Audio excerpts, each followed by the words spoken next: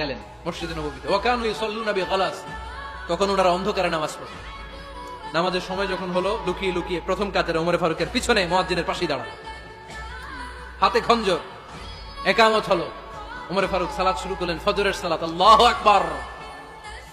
নামাজ শুরু করলেন, সূরা ফাতিহা বললেন। আরেকটা সূরা যখন পড়তে যাবেন, in the mean time Abu Lulu এই খঞ্জর নিয়ে ওমর ফারুকের বুকের মধ্যে 3টা স্টেবিং করলেন। একটা মারলেন নাভির নিচে, মারার সাথে সাথে পাকস্থলী কেটে গেল। আরেকটা মারলেন পাজরে, পাজর ছিঁড়ে গেল। 3টা মারার পরে ওমর ফারুক বললেন, কাতালানি আল কাল, এক কুকুর আমাকে মেরে ফেলেছে। মুমিন নয়।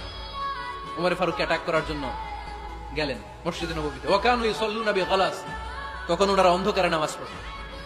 নামাজের সময় যখন হলো, লুকিয়ে লুকিয়ে প্রথম কাতারে ওমর ফারুকের পিছনে মুয়াজ্জিনের পাশেই দাঁড়ানো, হাতে খঞ্জর।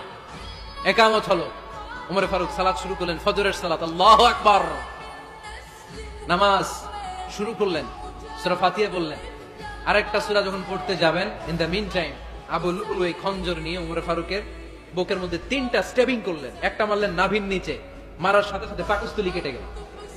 আরেকটা মারলেন পাজরে, পাজর ছিঁড়ে গেল।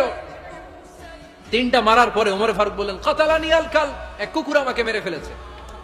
পেছন থেকে এক সাহাবীকে টান মেরে সামনের দিকে নিয়ে গেলেন, তুমি নামাজের ইমামতি করো। আর ওমর ফারুককে বাকিরা ধরাধরি করে পেছনে নিতে আরম্ভ করলো। আর এই আত্মাই আক্রমণ যে করেছে, সে কাতারের মাঝখান দিয়ে যেতে আরম্ভ করলো, আর 2 দিকে ছুরি মারতে আরম্ভ করলো।